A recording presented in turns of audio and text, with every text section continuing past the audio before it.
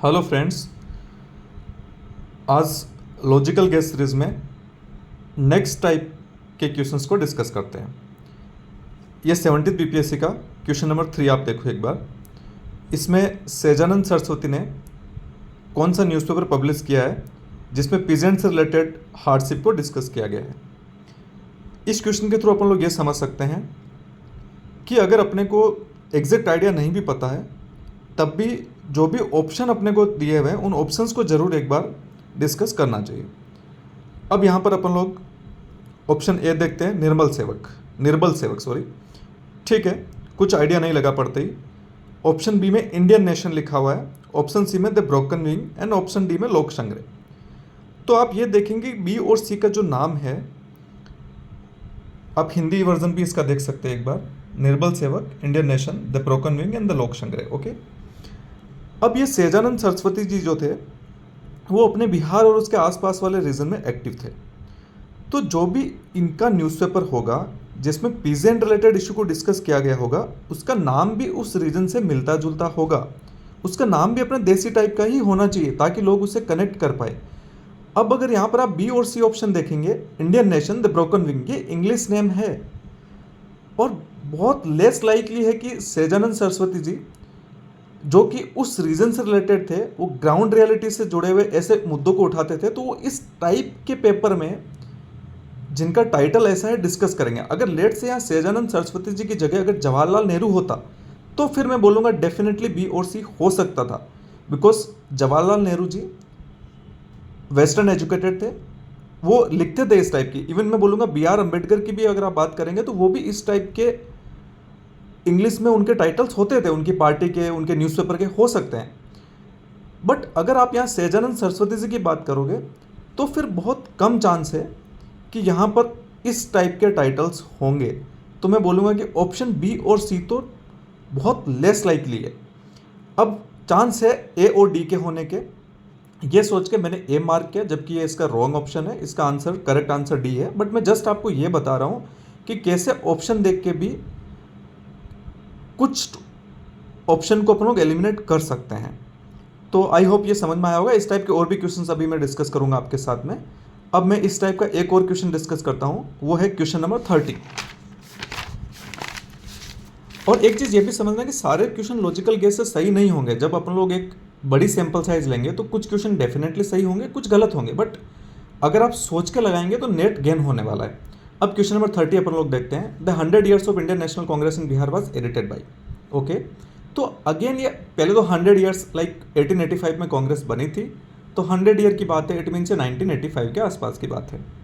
तो अगेन 1985 में बिहार बंगाल से सेपरेट भी हो चुका था, वो तो बहुत पहले ही हो गया था। तो ये जो भी पर्सन होगा वो बिहार से जुड़ा हुआ होगा, उसका इंटरेस्ट कुछ ऐसा होगा तभी उसने लिखा होगा।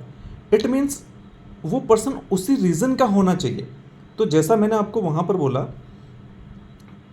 कि नाम से भी कुछ आइडिया लगता है, जैसा कि हम लोग ए आर देसाई की बात करेंगे, तो क्या देसाई बिहार साइड में होते हैं? हाँ, होने के लिए हो सकते हैं। आप बात और 2, 8, 10, 5 फैमिलीज मिल जाएगी।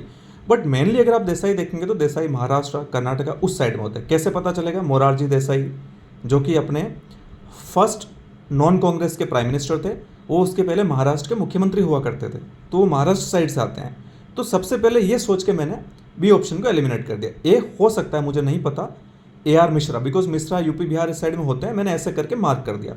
लेकिन जैसे ही मैंने पढ़ा ए आर देसाई तो मुझे समझ में आया कि ये बहुत कम चांस है होने के। पी एन ओझा, मुझे ऑनेस्टली कुछ भी हिंट नहीं लगा।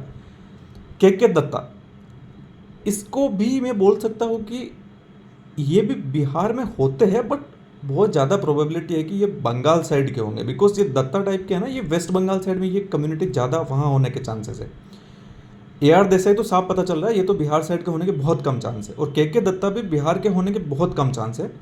होने के लिए हो सकता है, इसलिए मैं आपको बोल रहा हूँ कि हर बार अपना लॉजिक काम नहीं करेगा, बट अपने को माइंडसेट डेवलप करना है कि लॉजिकल गेस कैसे कर सकते हैं।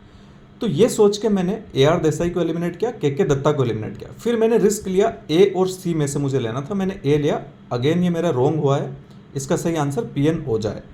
बट इन क्वेश्चंस के थ्रू मैं आपको ये बताना चाह रहा हूँ कि आप कैसे नैरो डाउन कर सकते हैं। हो सकता है 2 ऑप्शन एलिमिनेट करने के बाद में आप अगर सी पे रिस्क लेते हो तो आपका करेक्ट हो जाता, बट एटलीस्ट दो ऑप्शन तो एलिमिनेट किए आपने ना, उसके बाद आप क्वेश्चन को अटेम्प्ट कर सकते हैं।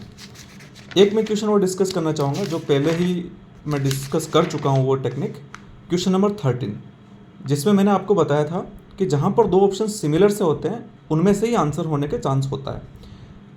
आई होप कि आपने इस टाइप के क्वेश्चन 70th, 69 एंड 68 में प्रैक्टिस किए होंगे। मैं एक बार 70th में फिर से प्रैक्टिस करवा देता हूँ। ये क्वेश्चन है, इसमें आप ऑप्शन ए को पढ़ो, कैपिटल गुड्स एंड इंफ्रास्ट्रक्चर, फिर यहाँ पर इसने स्लेस लगा के कंस्ट्रक्शन गुड्स लिखा है। सेम लैंग्वेज यहाँ पर है, consumer goods and infrastructure, construction goods, है ना। कैपिटल और कंज्यूमर को इंटरचेंज किया गया है। तो जो टेक्निक मैंने पिछले वीडियो में डिस्कस की थी, जहाँ पर दो ऑप्शन सिमिलर से होते हैं, बहुत ज़्यादा चांस है कि आंसर उसी में से होगा। तो आंसर ए और डी में से ही होगा, ये सोच के मैंने डी मार्क किया, बट अगेन ये मेरा गलत हुआ है। इसका करेक्ट आंसर ए है। तो अभी तक जो पिछले मैंने टेक्निक्स डिस्कस की थी वहाँ पर मेरे सारे सही हो रहे थे, बट यहाँ पर मेरे कुछ गलत हुए हैं, but that is fine. Again मैं दो ऑप्शन तो नैरो डाउन कर पा रहा हूँ। यहाँ पर भी मैंने सोचा कि आंसर तो ए और डी में से ही होना चाहिए।